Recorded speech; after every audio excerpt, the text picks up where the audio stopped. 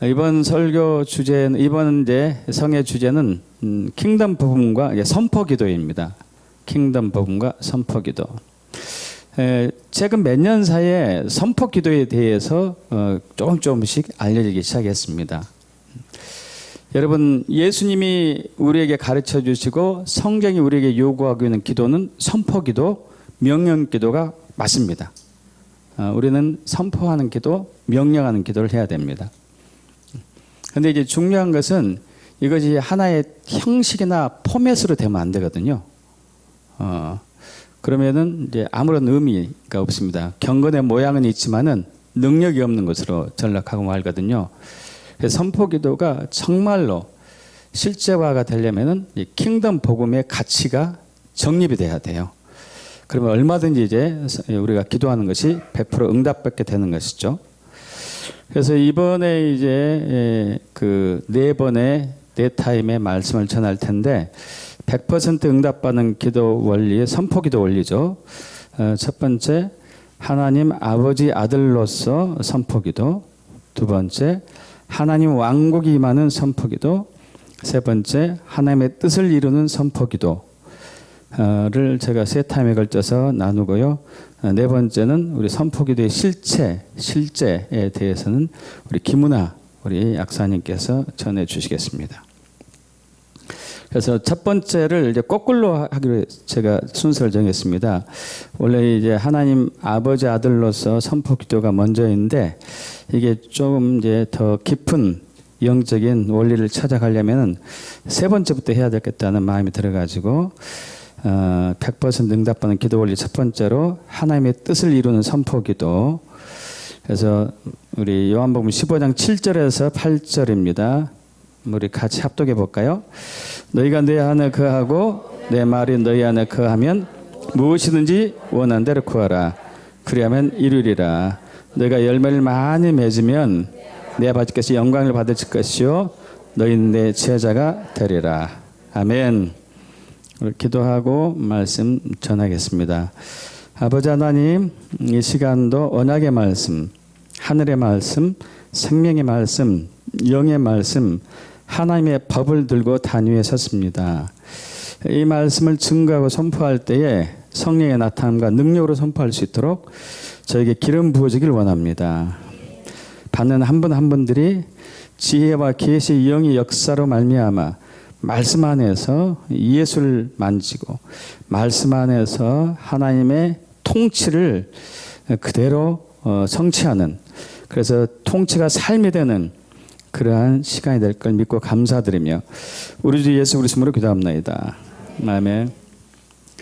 먼저 여러분의 하는 모든 기도가 100% 응답받기를 축복합니다.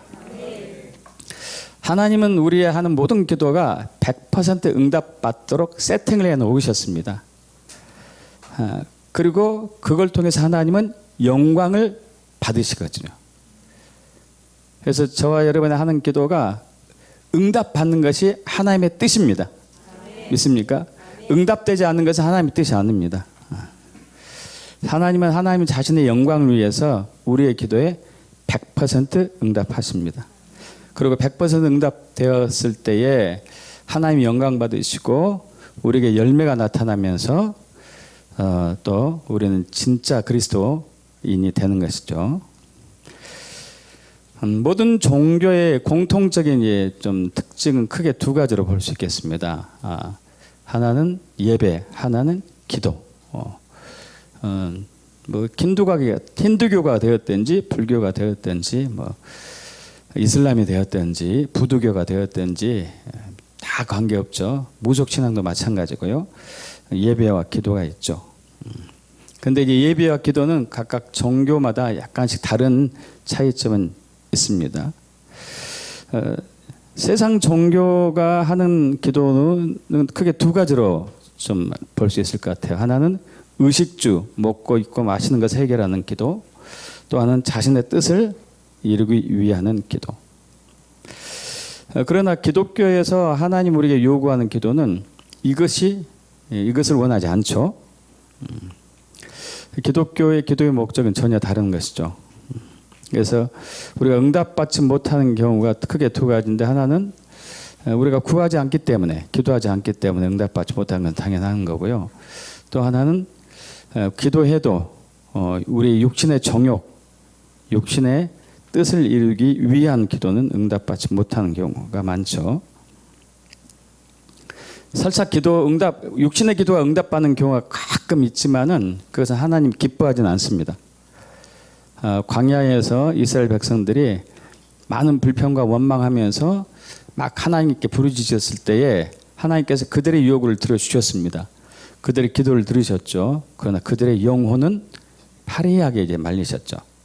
그래서 우리가 기도 응답받는 것이 하나님이 다 기뻐하는 것인가 아닌가는 우리의 기도 내용에 따라 달라지는 것이죠.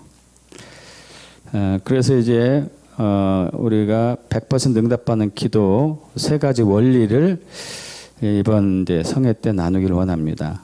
그래서 하나님 아버지 아들로서의 선포기도, 하나님 왕국이 임하는 선포기도, 하나님의 뜻을 이룬 선포기도인데, 이것은 주기도문을 이제 토대로 제가 이제 작성을 해봤습니다. 주기도문 크게 세 부분으로 나눠지는 거 여러분 아실 거예요. 마태복음 6장 9절에서 10절은 하나님이 향한 세 부분이죠. 하나님 향한 세 부분. 하늘에 계신 우리 아버지여 해가지고 이름이 거룩히 여김을 받으시오며, 첫 번째, 두 번째 나라가 임하옵시오며, 세 번째 뜻이 하늘에서 이룬 것 같이 땅에서 이루어지는 것. 또 이제 11절에서 13절은 이제 우리를 향한 기도죠.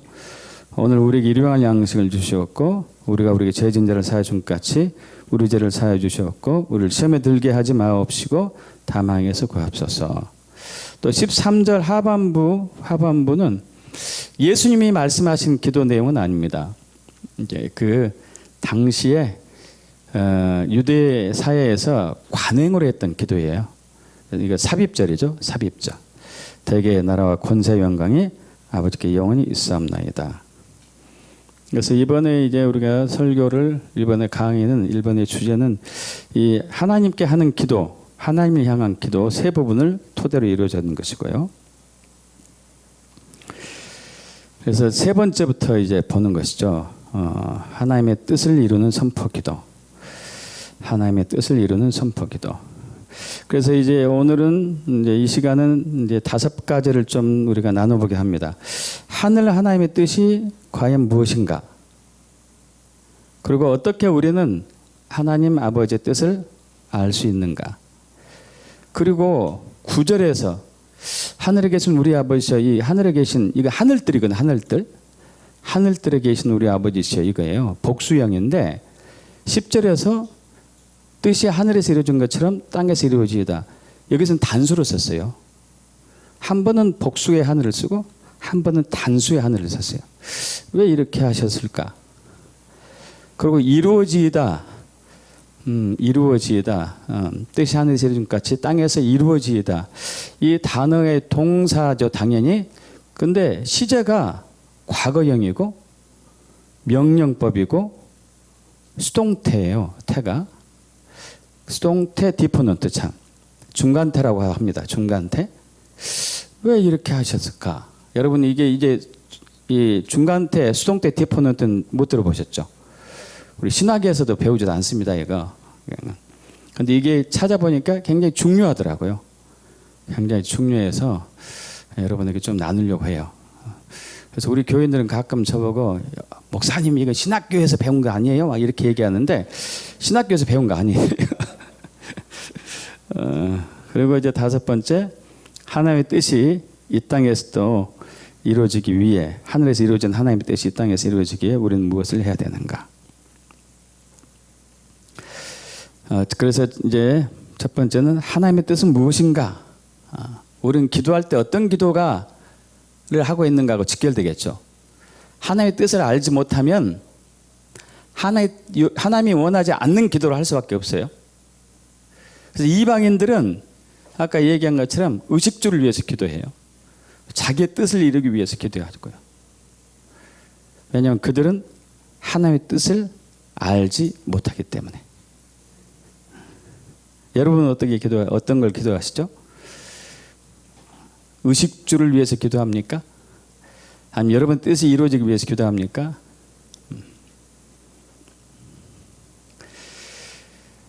만약 저와 여러분이 뜻이 이루어지기 위해서 기도를 하는데 하나님이 응답해 준다면은 이 세상은 지금보다 훨씬 악해졌을 것 같아요. 지금도 점점 악해지고 있는데 더 악해질 것 같아요. 우리가 하는 많은 수많은 기도들이 우리 편에서는 이롭지만은 하나님 편이나 상대방 편에서 보면 해로울 수도 있거든요. 미국에서 실제로 있었던 일인데 어느 한 이제 한 30대 40대 된 이제 자매님께서 마트에서 대형 마트에서 거기는 마트가 굉장히 멀리 떨어져 있잖아요. 차를 타고 필요한 물건들을 잔뜩 차에 싣고 집으로 오는 길이었어요. 주차장에서 출발해서 집으로 오는데 한 5분쯤 갔는데 누군가 자기를 따라오는 느낌이 들었어요. 그래가지고 백밀러하고 사이드밀러 통해서 보니까 대형 트럭을 탄 그 사람이 자기를 따라오는 거예요. 차를 타고. 그래서 내가 착각했나? 방향이 같은 것인가? 해서 이제 이쪽으로 꺾으면 이쪽으로 가고 이쪽으로 꺾으면 이쪽으로 따라오고 점점 겁이 나기 시작했어요. 점점.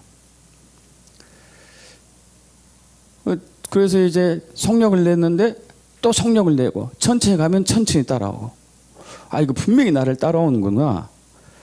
그래가지고 너무 겁이 나서 그때부터 기도하기 시작합니다. 주여 저 트럭을 따라오지 못하게 해주옵소서. 막 갖가지 기도를 하게 되죠.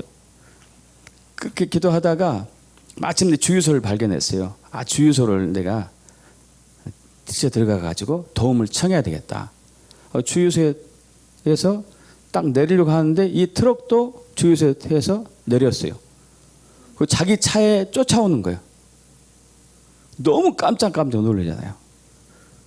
그러더니 자기 차에 뒤트렁크를 여는 거예요. 뒤트렁크를 열었더니 거기에 강도가 숨어 있었어요. 여기 이제 이 트럭 운전기사가 이 자매님이 마트에서 물건을 살 때 이 강도가 이 자매님의 집에 가서 이 자매님을 이제 해치고 강도 짓을 하려고 트렁크 뒤에 숨었던 거예요. 근데 이 트럭 운전사가 봤어요. 그거 보고 이제 쫓아온 거죠. 쫓아와서 만약에 하나님 그러시지 않지만은 하나님께서 이 자매님의 기도를 들어줬으면은 어떻게 됐을까요?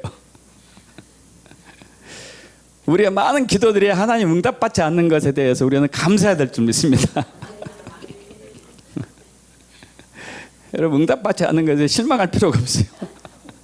그건 절대 우리에게 이로운 게 아니에요. 우리 해로운 거. 우리는 이제 모르죠. 그때는 왜 저 트럭 운전사 나를 끝까지 쫓아오지? 난 큰일 났네 이거. 근데 그 트럭 기사는 자기를 지켜주고 보호하려고. 우리 하나님이 그러신 분이죠. 할렐루야. 하나님의 뜻이 이루어져야지만이 진짜 이 땅은 천국으로 바뀌죠. 하나님의 왕국으로 바뀌는 것이죠. 자, 하나님의 뜻은 무엇일까요? 하나님의 뜻에 대한 우리의 고정관념이 있습니다. 하나님의 뜻에 대한 우리의 고정관념. 저도 옛날에 그랬어요. 하나님의 뜻은 우리가 이 성경을 깊이 연구하면 하나님의 뜻을 우리가 알 수 있다. 그래서 우리는 그 성경을 깊이 연구해 가지고 혹은 큐티를 하든지 해 가지고 말씀대로 사는 것이 하나님의 뜻이다. 이렇게 이제 믿어왔어요. 여러분 어떠셨나 몰라요. 근데 그것은 그 보편적인 하나님의 뜻이겠죠. 성경에 나와 있는 것은 보편적인 하나님의 뜻이에요. 각 개인을 향한 하나님의 뜻은 성경에 있지는 않아요. 저와 여러분 각 개인을 향한 혹은 가정을 향한 개교회를 향한 하나님의 뜻은 혹은 국가와 나라와 민족을 향한 하나님의 뜻은 성경에 나와 있지는 않습니다. 그건 하나님이 계시해 주시면 돼요. 사도 바울이 자기가 사도인 줄 알게 된 것은 사도 바울이 성경을 연구해서 하는 것은 아니었죠. 그죠?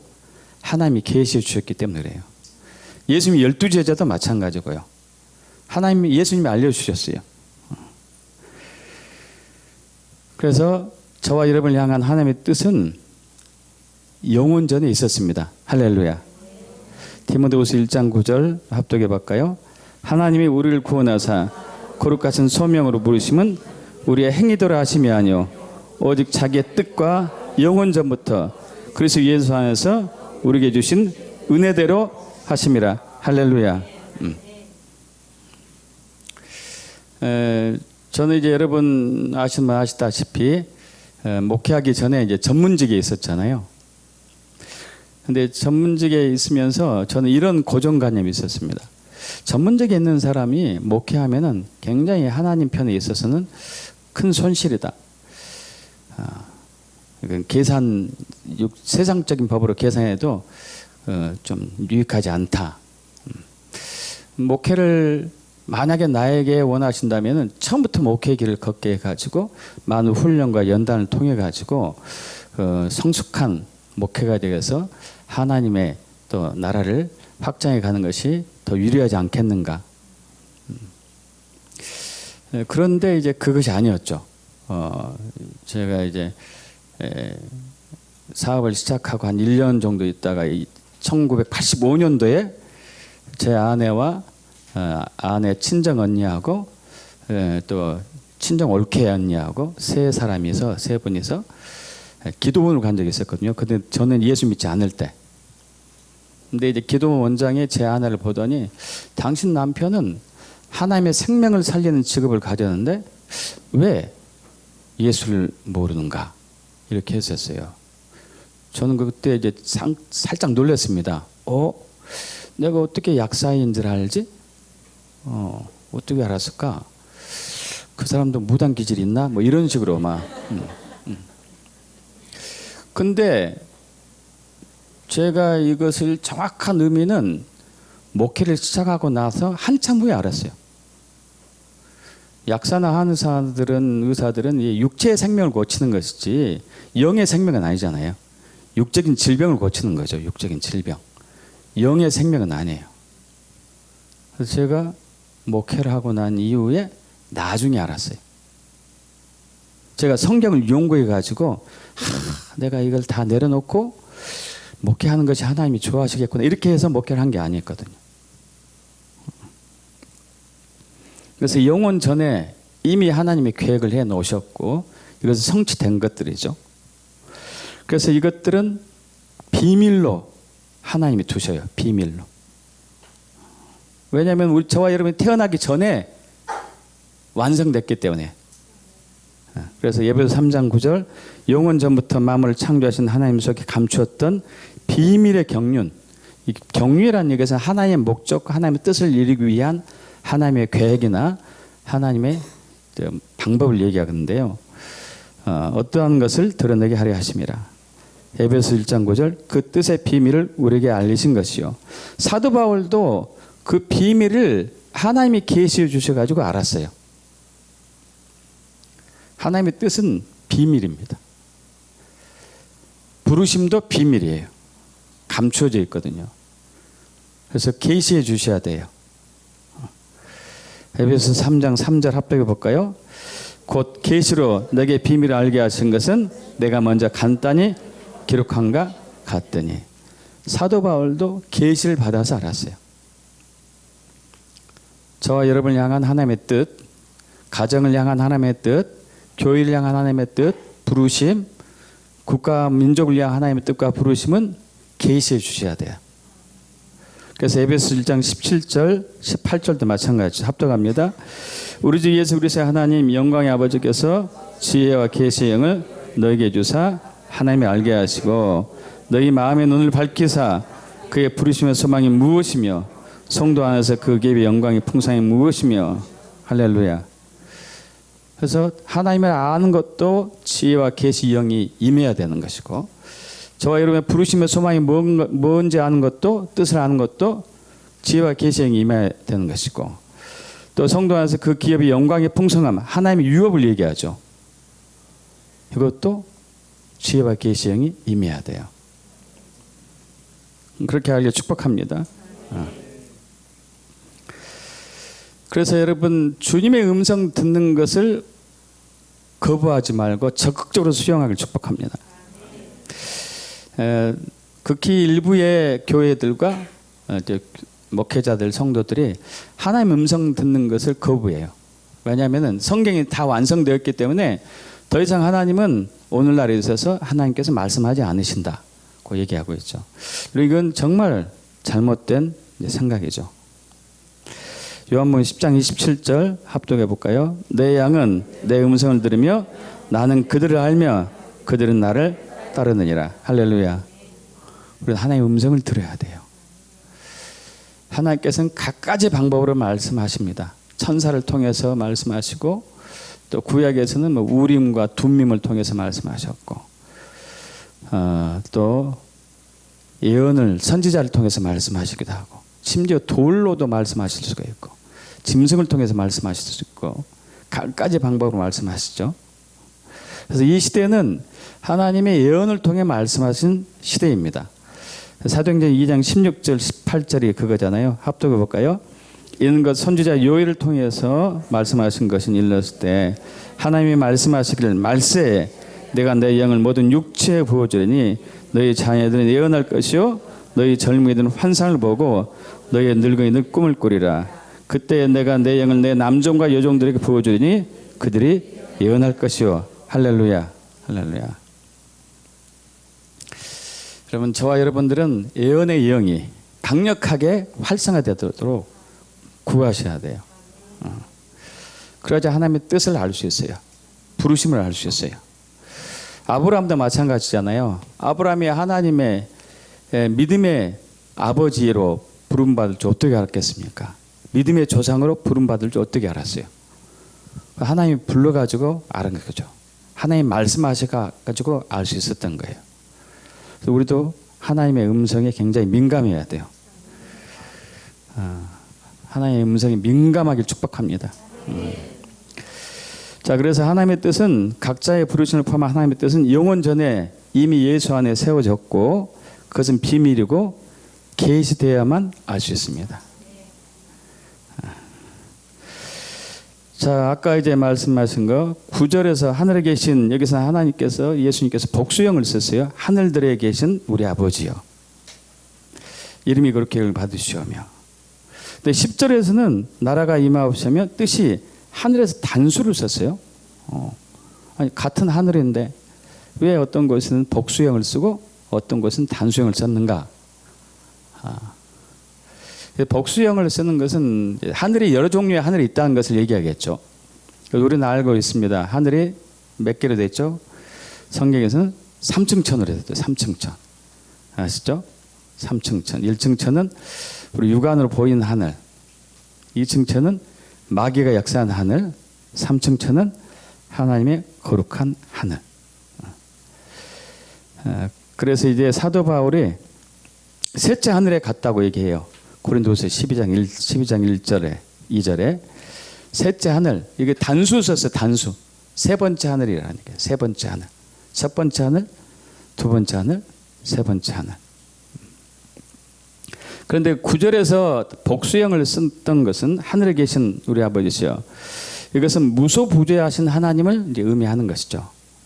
어떤 하늘에도 다 계시는 것이죠. 그죠? 창세기 1장 1절에 보면은 태초에 하나님이 천지를 창조하신 데 있어서 이 천지가 하늘천 땅지인데 여기도 복수형이에요. 하늘들과 땅은 단수고 하늘 창조할 때 하늘들이었어요. 하늘들. 이게 차원으로 간다면은 좀 복잡해집니다.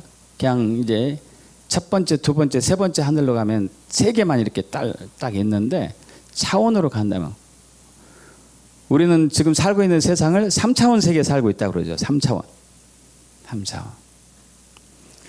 여러분, 우주 공간에 몇 차원까지 있는 것을 과학자들 발견했습니다. 과학에 관심이 있는 분들은 아실 거예요. 우주 공간에 실질적으로 11차까지 발견했어요. 우주 공간에 11차까지 있대요. 그건 여러분 시공간이 소용없는 곳이에요. 시간과 공간 개념이 없는 곳. 제가 하나님께 가면 하나님께 여쭤볼 건데 어떤 분이 천국에 다녀왔어요. 다녀온 분 많죠. 이분은 차원으로 다녀왔어요. 하나님 보호자에 가니까 14차원이 돼요. 14차원. 그래서 이게 차원으로 하늘이 있는 것인가? 이런 생각도 해봤습니다. 어쨌든 이제 하늘들로 복수를 쓰는 것은 어느 공간에도, 어느 차원에도, 어느 시공에도 계신 하나님. 할렐루야. 근데 이제 10절에서 단수를 쓴 이유는 이 2층 천은 1층 천은 마귀가 장악하고 있잖아요. 마귀가. 그죠? 에베소 2장 2절 보면은 그때 너희는 그 가운데서 행하여 이 세상 풍조를 따르고 공중에 둘째 하늘 얘기하는데 권세 잡은 자를 따랐으니 곧 지금 불순종의 아들 가운데 역사한 양이라. 여러분 이 둘째 하늘에 있는 하나님의 뜻은 아니죠. 둘째 하늘에는 마귀의 뜻이죠. 둘째 하늘에 있는 마귀의 뜻이 이 땅에 이루어지면 안 되거든요. 오직 3층 천에 있는 하나님의 뜻이 이 땅에 이루어져야 돼요. 할렐루야. 1층 천에 있는 우리의 뜻이 이 땅에 이루어지면 안 되는 것이고 2층 천에 있는 마귀의 뜻도 이 땅에 이루어지면 안 되는 것이고 3층 천에 있는 하나님의 뜻만이 이 땅에 이루어져야 돼요. 그래서 이제 여기서는 단수를 쓸 수밖에 없어요. 여러분 이 성경은요 과학이에요. 과학. 빈틈이 없어요. 빈틈이. 할렐루야. 자, 그 다음에 이제 우리가 이루어지다가 동사가 여러분 우리가 주기도만 하면은 대부분 현재형이나 미래형으로 이렇게 받아들이기 쉬워요. 그런데 나중에 나눌 계획이 있으면 좋겠습니다만은 주기도문에 아까 이제 대개 나라와 권세 영광 아버지께 영원히 있사옵나다 이걸 빼고 나머지 8개 문장이 있는데 8개 문장의 동사 모두가 과거형이에요. 이게 굉장히 처음에 저는 이게 당혹스러웠어요. 제가 2019년에 킹덤이 열리면서 이제 기도의 비밀들을 이렇게 파헤치기 시작했는데 주기도문에 들어가 보니까 아니 동사 8개 모두가 과거형으로 쓰였어요. 이거 뭔 일이야 이게? 그리고 또 명령문이에요. 명령문. 지금 이제 9절과 10절은 하늘에 계신 우리 아버지 되시여 이름이 그렇게 영을 받으시며 나라의 임하옵시며 뜻이 하늘에서 이루니까 땅에서 이루어지야 돼. 이것은 하나님 향한 기도잖아요. 그죠? 근데 명령형이에요. 여러분 하나님께 명령할 수 있습니까? 그리고 또 중간태. 아까 중간태가 있어요. 중간태. 여러분 이것을 알게 되면은요 저와 여러분이 기도하는 것이 명료해져요. 명료해져요. 그리고 확신이 와요. 그래서 나누는 거예요. 어렵지 않죠, 여러분? 어렵지 않습니다. 여러분 머릿속에다가 이렇게 딱 선포하십시오. 어렵지 않다. 이건 충분히 알 수 있다. 자, 그러기 위해서 이제 우리가 히브리 사고와 헬라 사고의 차이점을 간단하게 좀 나누고 넘어갈게요. 히브리 사고는 당연히 하나님 중심 신본주의겠죠. 그리고 헬라 사고는 인간 중심 인본주의. 히브리 사고는 관계 중심이에요. 관계 중심. 이따 이제 세 번째 시간에 나누겠지만요. 하나님은 관계 하나님이에요. 헬라 사고는 개체 중심이고 일 중심. 그리고 히브리 사고는 느낌, 직관, 영감을 굉장히 중요시해요. 그리고 헬라 사고는 논리, 이성, 사고, 합리. 그리고 히브리 사고는 의미 중심이고 헬라 사고는 사실 중심이고. 예를 들어서 이제 물이 있는데 여기 물이 있죠, 물. 헬라 사고는 이 물이 깨끗한 물인가 더러운 물인가 이 사실이잖아요. 이게 여기에 관심이 많아요. 성분 분석을 하고 미네랄이 얼마나 있고 산소 포화도가 얼마나 있고 이런 것이 이제 좋은 물이다 이렇게 있죠. 근데 히브리 사고는 이 물이 나에게 있어서 어떤 의미가 있는가요? 여러분 물로 싸다기 맞아본 적 있습니까? 그 가끔 이제 하잖아요. 그거 이제 그 게임에서 물로 쫙 때리는 거. 기분 나쁘잖아. 기분 나빠. 그건 나쁜 물로 여겨요. 히브리 사고에서는. 제가 이제 그 저번에 말씀드린 적이 있었는데 제가 군 생활할 때 이 유교 훈련장을 갔는데요. 87km를 걸어서 가더라고요. 여러분 8.7km가 아니에요? 87km를 걸어서 가더라고. 20시간 정도 걸렸어요. 20시간. 4km 걷고 10분 쉬고 4km 걷고 10분 쉬고. 여름에 갔는데 수통에 물이 뭐 10km 가니까 다 떨어졌어요. 나머지는 목이 얼마나 타겠어요? 그래가지고 가다가 이제 이 바위에서 떨어진 물이 있어서 잽싸게 달려가서 받았더니 고참들이 혼내더라고요. 그래서 이제 할 수 없이 가는데 목이 너무 타가지고 가는데 논물이 있어요. 논에 물이 있었어요. 올챙이 알과 함께. 그거 퍼서. 그거 마셨습니다. 얼마나 맛있던지. 뭐 배에서 어떻게 된지 모르겠지만 너무 맛있었어요. 여러분 헬라 사고에서는 이건 나쁜 물이에요. 그러죠. 우리 건강에 나빠요. 굉장히 나빠. 히브리 사고에서는 나의 목마름을 채워줄 수 있는 좋은 물인 거예요. 좋은 물. 이게 차이점이에요. 그리고 제일 중요한 거예요. 지금 나누려 하는 것은 히브리 사고에서는 동적입니다. 움직임을 중요시해요. 움직임. 그래서 동사가 발달해요. 동사. 헬라 사고는 정적이고 공간적이니까 명사가 중요해요. 명사. 그래서 정말 이건 하나님의 지혜 같은데 제가 목회하기 전에 갑자기 이런 생각이 들었어요. 하나님은 쉬지 않고 내 주변에서 일하고 움직이고 계시구나. 그럼 동사 위주로 성경을 봐야 되겠네? 동사 중심으로. 그래서 동사가 발달해요. 태도 많고 중간태 뭐 이런 태도 많고요. 수동태 능동태만 있는 게 아니고 중간태도 있고 수동태 디퍼넌트도 있고 뭐 복잡하고 굉장히 발달해. 세분화되고. 우리는 이제 과거형, 미래형, 현재형 이렇게만 딸랑 있잖아요. 영어나 히브리어나 헬라어는 전혀 다르거든요. 자, 그래서 여러분 야훼라는 하나님은 동사예요. 하나님의 이름이 동사래요. 동사. 야훼. 여러분 우리 이해 안 돼요. 이름이 명사지 않습니까? 명사? 한성준 하면 명사죠. 명사. 근데 이게 동사예요. 동사. 야훼. 출애굽기 3장 14절 나는 스스로 있는 자다. I am who I am. I will be who I will be. 이게 이제 동사거든요. 동사. 강영선 한신대 명예교수.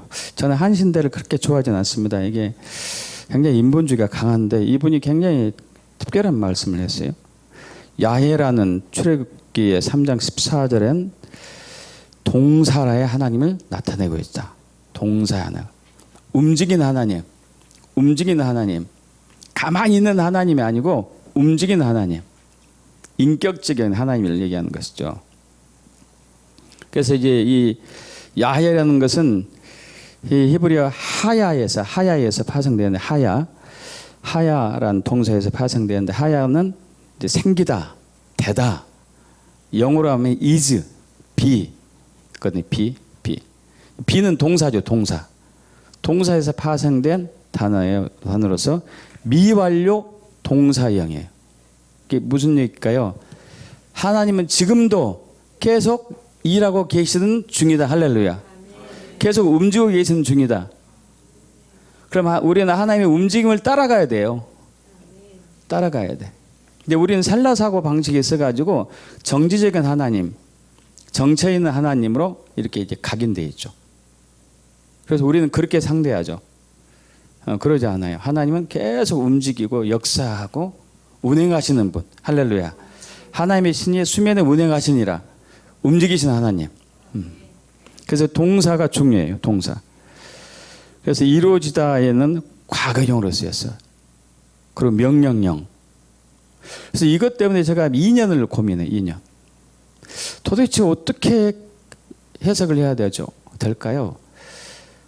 뜻이 하늘에서 이루어진 것처럼 땅에서도 이루어지다를 여러분 한번 만들어 보셔봐요. 명령법으로 과거형으로 만들어 봐요. 그것도 중간태로.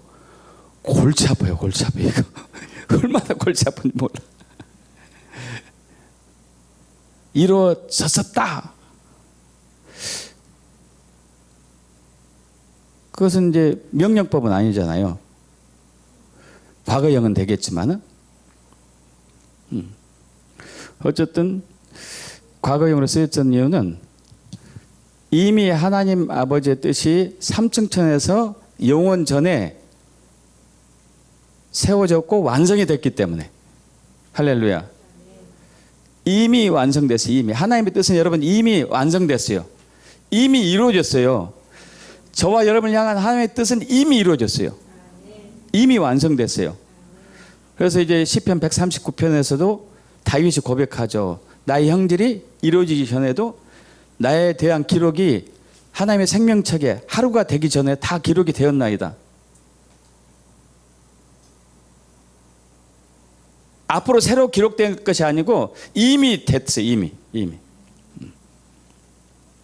그래서 우리는 이미 된 것을 이 땅에 순종하고 선포함으로 나타내는 하나님의 뜻을 이 땅에 이루는 사람들이거든요. 할렐루야. 그래서 여러분 이미 이루어진 것을 보고 기도하면은 이루어질까 안 이루어질까요? 당연히 이루어지는 거예요. 할렐루야. 아직 이루어지지 않는 것을 보고 기도하게 되면은 언제 이루어질지 모르잖아요. 그죠? 이루어질 수도 있고 안 이루어질 수도 있고. 그런데 중요한 것은 이미 이루어졌어요. 이미 이루어진 것을 우리는 기도하는 거예요. 이미 이루어진 것을 위해서 기도할 때 우리는 어떻게 기도해야 될까요? 명령법으로 해야 되겠죠. 할렐루야. 이미 이루어졌기 때문에. 이미 이루어지지 않은 미래에 이루어질 거라면은 간구형으로 한다든가, 그죠? 막 간청한다든가, 해주세요, 막 이렇게 한다든가 해야 되겠죠. 그러나 이미 이루어졌기 때문에 될지어다. 할렐루야. 되었음을 선포한다. 여러분 예수님도 항상 명령형이었어요. 기도가. 제가 이제 예수님의 기도에 대해서 연구를 좀 했거든요. 근데 예수님은 병자를 치유할 때, 귀신을 쫓아낼 때, 죽은 자를 살릴 때, 광풍 멈추게 할 때, 그 모든 것을 다 명령법으로 한 거 아시죠?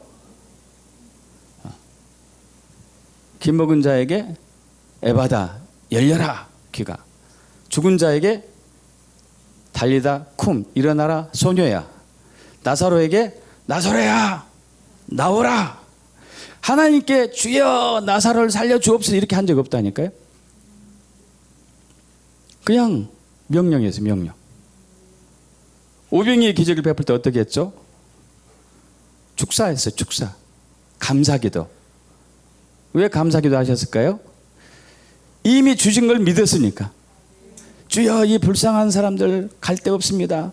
지금 양식을 채워 주옵소서 이렇게 하지 않았어요. 이미 주신 것을 믿고 감사드립니다 하고 바구니 돌려.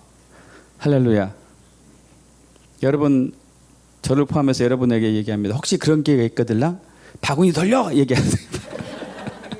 바구니 돌려. 그리고 저는 겟세마네 동산에 기도해서 놀랐어요. 여러분 아시잖아요. 땀방울이 빗방울 돼도 기도했던 거. 이 죽음의 잔을 피해가기 위한 예수님의 몸부림 아시죠? 이것은 제가 이제 간구용으로 쓰였을 줄 알았어요. 근데 이것마저도 명령법이었어요. 명령법. 내 아버지여, 만약 할만하시거든 이 잔을 내게서 지나게 하옵소서. 우리는 이제 이렇게 구하는 거잖아요. 구하는 거. 근데 예수님은 명령법, 파렐코마에, 그것도 과거형으로. 신기하지 않아요, 여러분? 지금 이제 예수님이 지금 기도하고 있는 거 아니에요, 지금. 지금 하나님 아버지께 기도하고 있는데, 지나게 하옵소서, 명령법, 과거형. 이게 굉장히 헷갈려. 두 번째 기도할 때도 마찬가지예요. 만일 내가 마시지 않고 이 잔을 내게서 지나갈 수 없거든 아버지 원대로 되기를 원하나이다. 기노마에 명령법 과거형.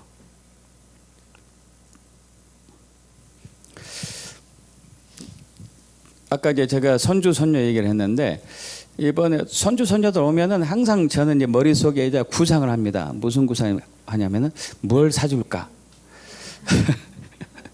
그래서 손자가 좋아하는 게 있어요. 걔는 이제 자동차를 좋아해요. 자동차가 막 제 방에 들어가면은 꽉 차 있어요. 두 면에, 벽에 두 면에. 그래도 자동차야, 자동차. 근데 이제 항상 엄마 아빠 눈치를 보죠. 너무 많으니까 또 사달라고 이제 그러니까 저한테 와서 얘기하죠. 할아버지, 레고 자동차. 색깔은 블루야. 무조건 블루. 파란색. 그러면 제가 어떻게 해야 되죠? 100% 사주죠. 할아버지, 레고 자동차가 필요해요. 여러분, 이건 명령법보다 더 무섭더라고. 여러분, 우리가 하나님께 구하는 거, 하나님께 요구하는 것이 명령법보다 더 무서워. 하나님이. 믿습니까, 여러분?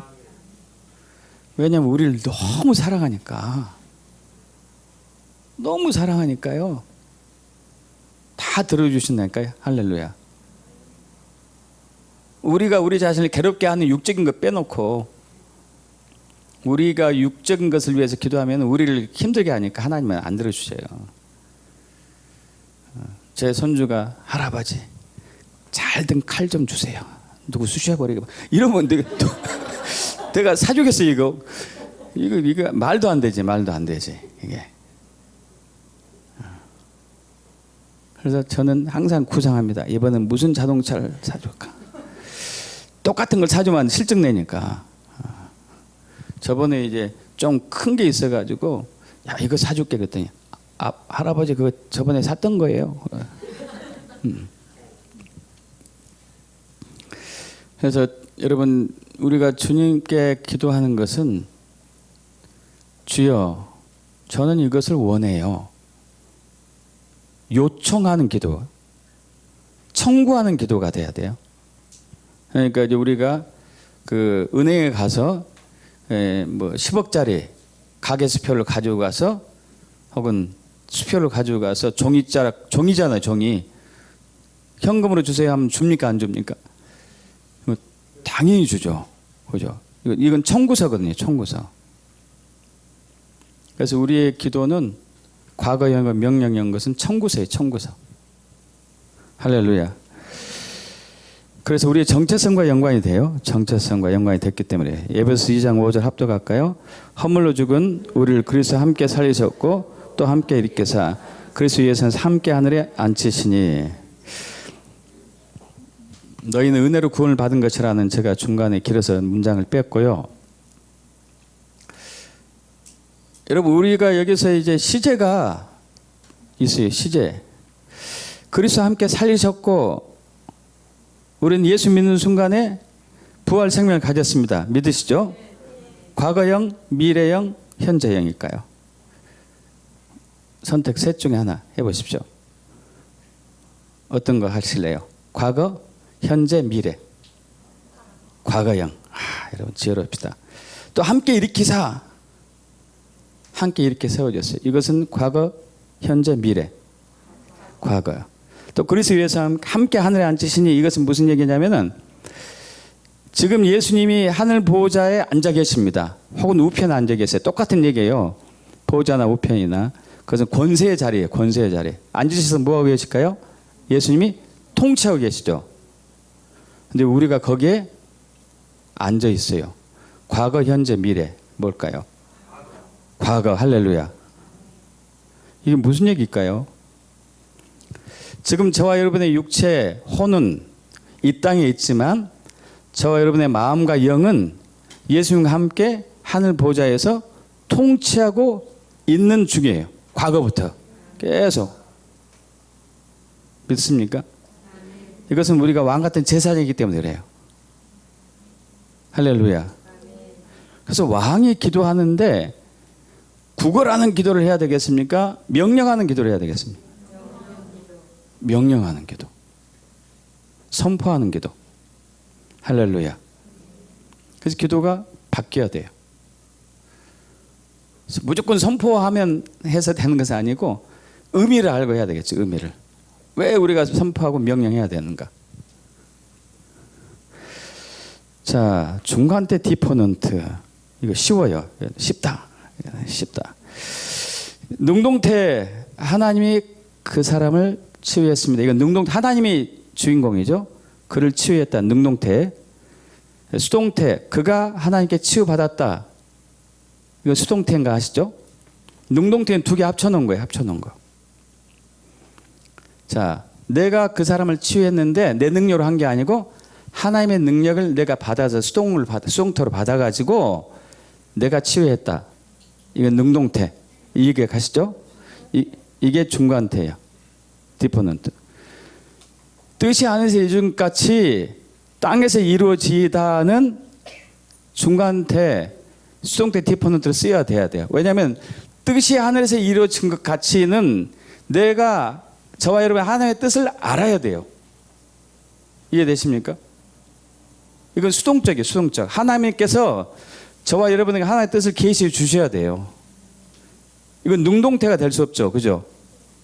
이건 수동태라고. 수동태. 근데 그 뜻을 순종해서 이루는 것은 내가 해야 돼요. 할렐루야. 그러지 않습니까? 그 뜻을 알고 순종하는 것은 내가 주체가 돼야 된다고요. 그래서 이것은 능동태를 써야 돼요. 그럼 절묘하지 않습니까? 할렐루야. 능동태. 하나님께서 내게 하나님 뜻을 계시해 주셨어요. 하나님이 하셨죠. 하나님이. 수동태는 나는 하나님부터 하나님의 뜻을 계시받아. 이건 수동태죠. 수동태. 그죠?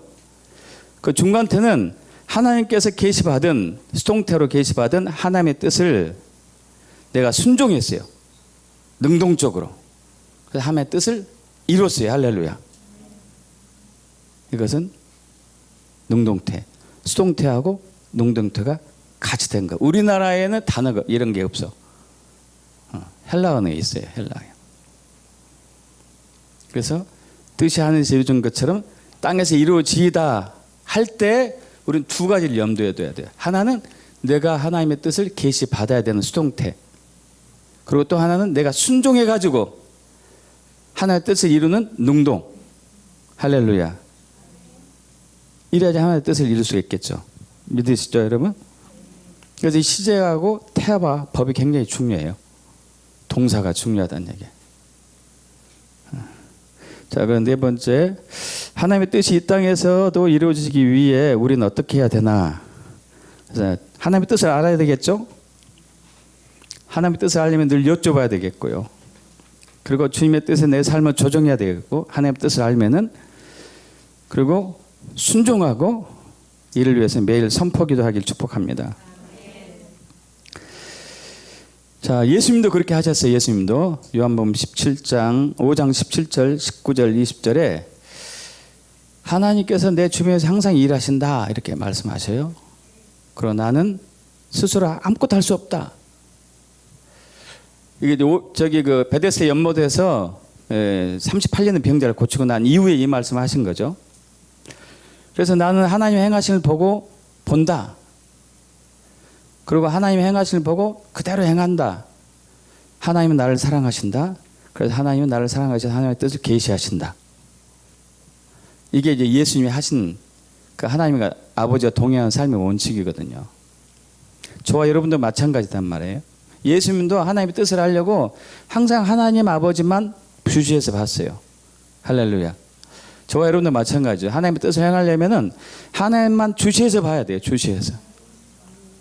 그래서 하나님의 뜻이 하나님의 일을 무슨 일을 하고 계신지를 봐야 되겠죠. 그리고 내 삶을 조정해야 되죠. 그래서 아모스 3장 7절 합독해 볼까요? 주 여호와께서는 자기의 비밀을 그중 선지자들에게 보이지 아니하시고는 결코 행하심이 없으시리라. 할렐루야. 믿습니까 여러분? 여러분, 하나님은 우리를 동역자로 세우셨기 때문에 하나님의 뜻을 행하기 전에 반드시 저와 여러분에게 보여셔야만 돼요. 알리셔야만 돼. 마리아에게 성령으로 잉태한 예수님 잉태케 하기 전에 가브리엘 천사를 보내가지고 네가 성령으로 임신할 거다고 미리 얘기했어요. 미리 얘기했습니다. 그래서 마리아가 정말 큰 믿음을 지닌 거예요. 주의 뜻대로 이루어질 것을 믿습니다. 여러분, 그 당시 처녀가 임신하면 어떻게 됐죠? 돌 맞아 죽잖아요. 근데 그걸 한 거예요. 할렐루야. 얼마나 마리아가 하나님을 사랑했는지 알 수 있는 부분이죠. 돌 맞아 죽을지언정 나는 나를 향한 하나님의 뜻이 이루어지길 원합니다. 할렐루야. 그래서 하나님께서는 반드시 우리에게 계시하세요. 그래서 우리는 여쭤봐야 돼요. 여쭤봐야 돼. 하나님께 늘 여쭤봐야 돼요. 하나님께 제일 많이 여쭤봤던 사람, 유명한 사람이 성경에서 다윗. 그 다윗은 하나님께 항상 여쭤봤습니다. 전쟁할 때 여쭤보고, 또 적군이 침략할 때 여쭤보고, 어떻게 해야 되죠? 어떻게 해라. 근데 다윗이 노년에 여쭤보지 않고 한 것이 있어요. 뭐였죠? 인구조사. 인구조사 해가지고 완전히 그냥 그때는 굉장히 힘들었죠. 무려 몇만 명이 순식간에 전염병으로 죽고 말았죠. 다윗이 그것 하나 때문에. 그리고 여쭤보셔야 돼요. 늘 여쭤보길 축복합니다. 늘 여쭤봐야 돼요. 그러고 나서 하나님의 뜻을 계시받았으면은 하나님 뜻에 내 삶을 조정해야 돼요. 이게 사실 이제 굉장히 어려운 과정 같아요. 하나님의 뜻에 내 삶을 조정하는 것.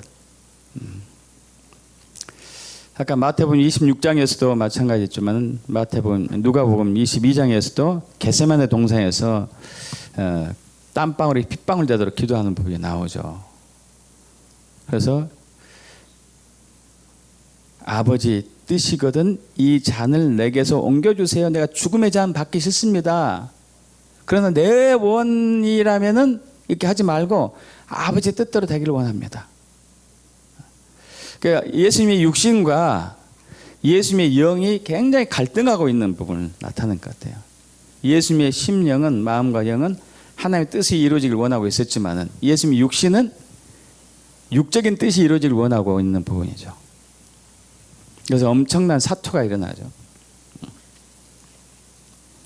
이 부분에 있어서 예수님도 굉장히 큰 고뇌의 순간을 거쳤던 것처럼 저와 여러분 역시 마찬가지 같아요. 이 부분에 있어서 굉장히 고민하고 고뇌하고 절실하게 나를 부인하는 것이 필요하죠. 그 이사야 6장에서 하나님의 영광을 보죠. 하나님 보좌를 보고 망하게 되었다. 화로다. 내가 죽게 되었구나. 내가 죄인 중에 거하면서 죄 중에 거하면서 거룩하신 하나님을 보았다 얘기하죠. 그래서 이제 아버지께서 하나님께서 천사를 시켜가지고 제단에 숯불을 갖다가 이사야 입술에 대게 하고 나서 내 죄가 사해졌다 얘기하고 난 이후에 하나님께서 얘기해요. 내가 누구를 보낼까? 누가 우리 여기서 우리는 하나님들이죠. 삼위일체 하나님. 우리를 위해서 갈과. 거기 누가 있죠? 딱 한 사람 있어요. 이사야 한 사람 딱 놓고 얘기하는 거예요. 누구를 보내지? 누가 우리를 위해서 갈까?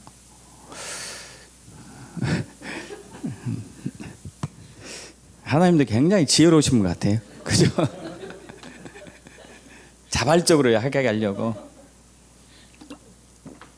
네가 가야 되잖아? 이렇게 하지 않고 저와 여러분의 삶을 조정하셔야 돼요. 조정해야 됩니다. 하나님의 뜻에 맞게 조정해야 돼요. 아까 서두에 말씀드린 것처럼 저와 여러분의 뜻이 이루어지면은 이 세상은 정말 악해진다니까요. 이 세상이 악해진 이유는 많은 사람들이 자기 뜻을 위해서 살기 때문이에요. 자기 뜻.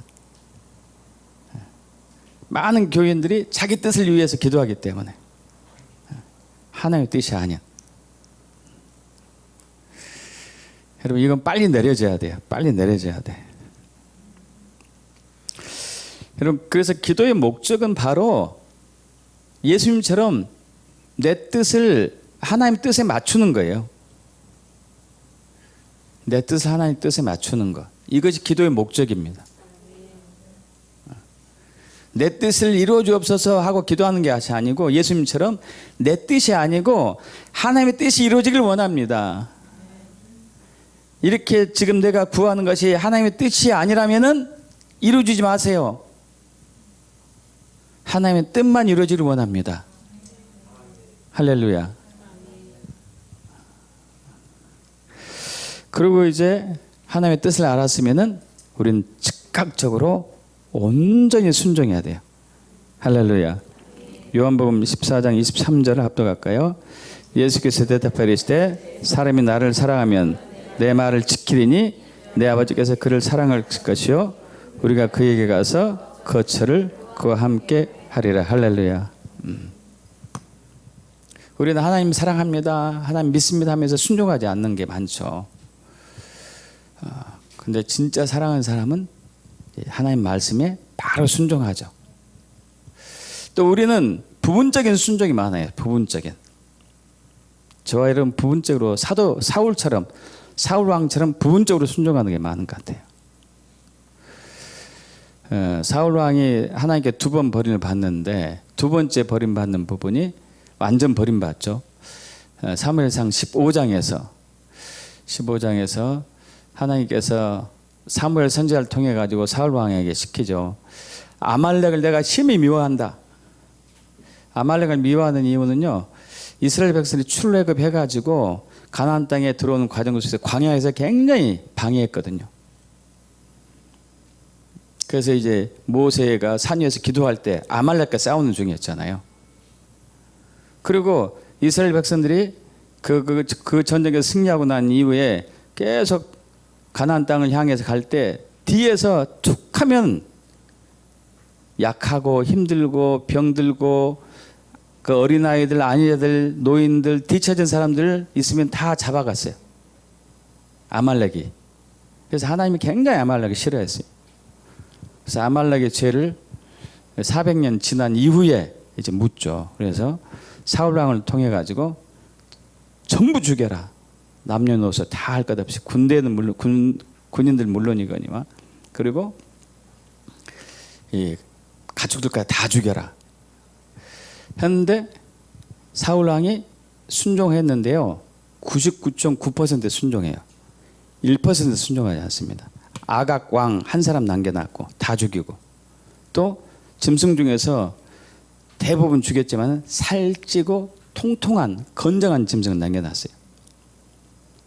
그래서 이것을 본 하나님께서 사무엘에게 얘기하죠. 나는 사울 왕을 왕으로 세운 것을 후회한다.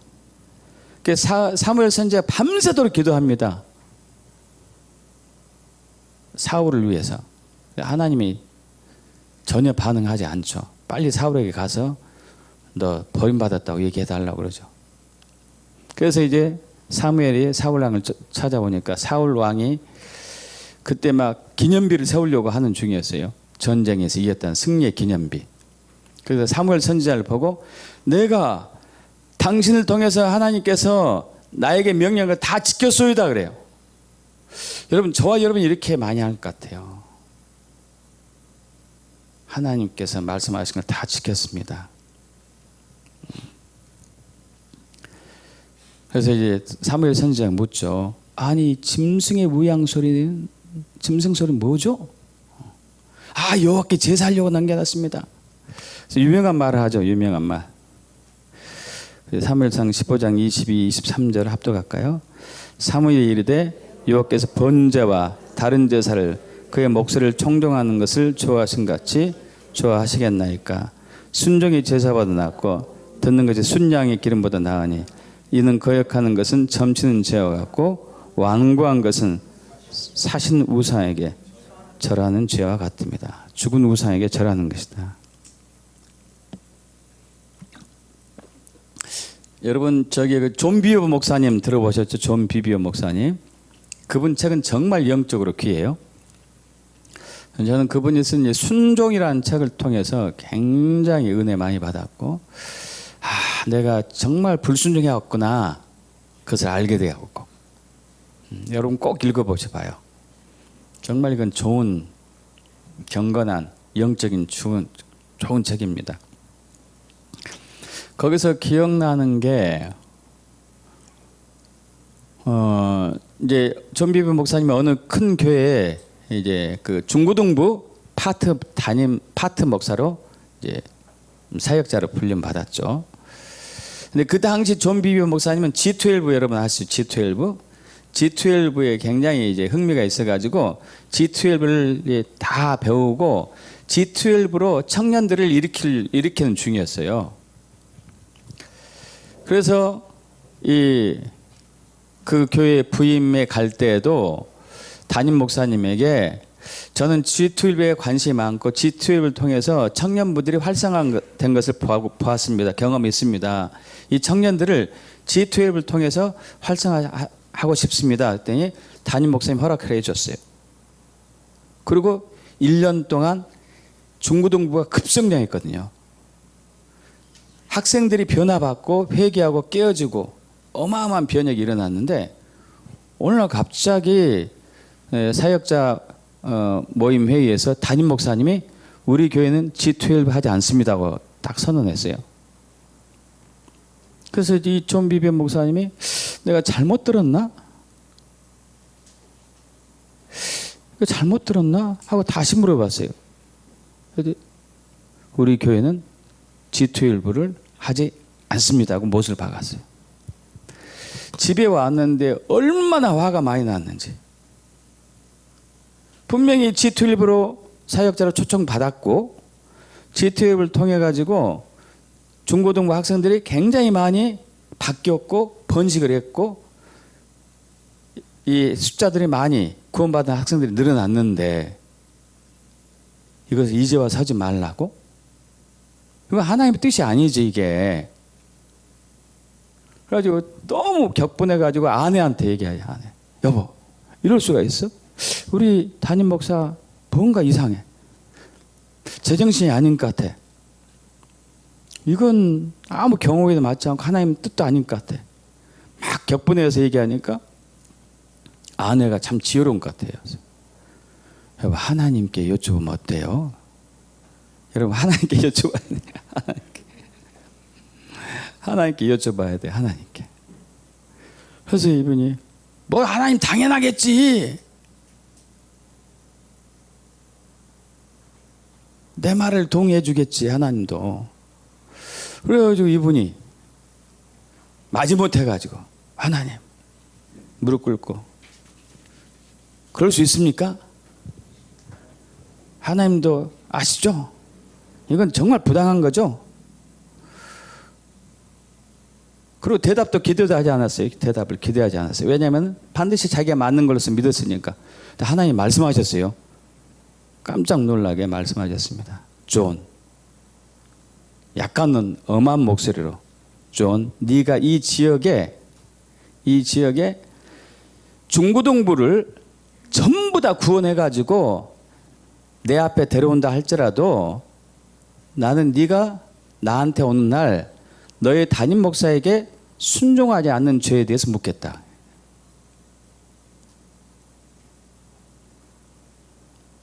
여러분 어떻게 신앙생활 하십니까?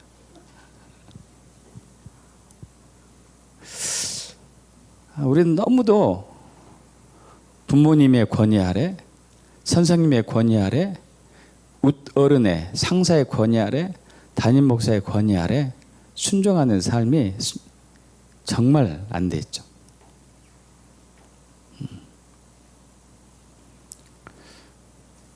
그래서 하나님의 뜻에 순종하는 것은요 정말 쉽지 않아요. 그러나 순종해야지만이 하나님이 할 수 있는 일이 나타나거든요. 그러나 순종해야지만이.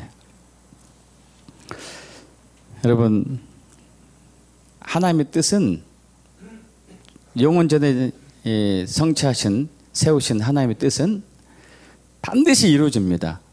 반드시 이루어져요. 근데 그 이루어지는 그 파트너로 저와 여러분을 세우셨다는 게 이 기적 같은 일이고 놀라운 것이거든요. 옛날에 이제 어떤 분이 이제 그분 내가 이름은 기억이 안 나요. 이분이 이제 천국에 다녀와 가지고 이제 그 천사장하고 하나님이 대화하는 것을 들었어요. 하나님이 대화하는 것을 들었습니다. 그래서 하나님께서 내가 누구누구를 통해 가지고 내 뜻을 이룰 것이다 그 얘기했어요. 그런데 그 사람은 그분도 알았었거든요. 근데 그분이 형편없는 사람이거든요. 근데 천사들도 알았어요. 천사들이 그래서 옆에서 그랬어요. 하나님, 그 사람은 정말 형편없던데요?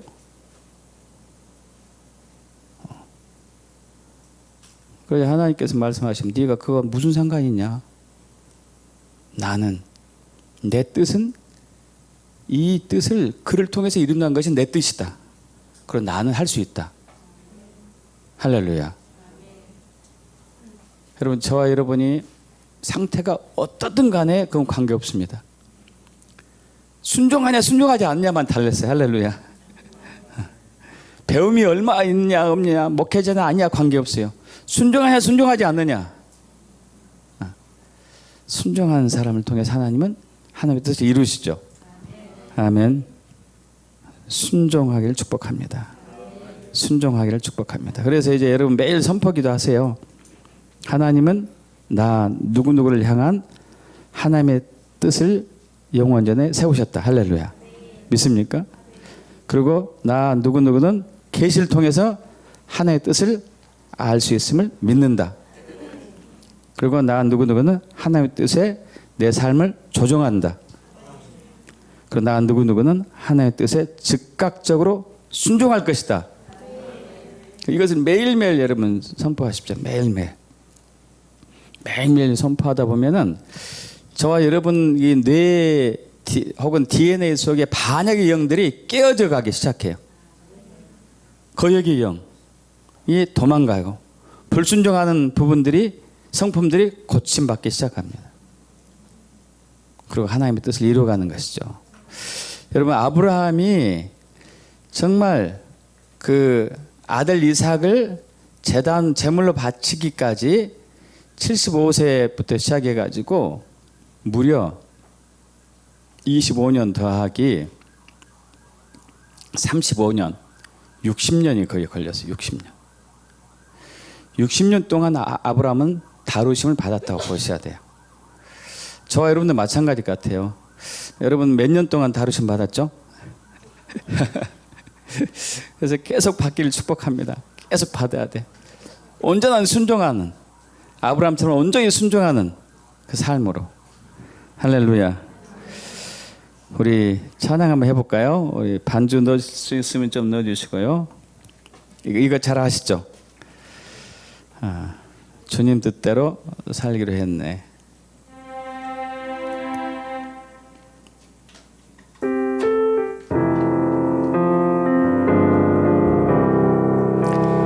주님 뜻대로 살기로 했네. 주님 뜻대로 살기로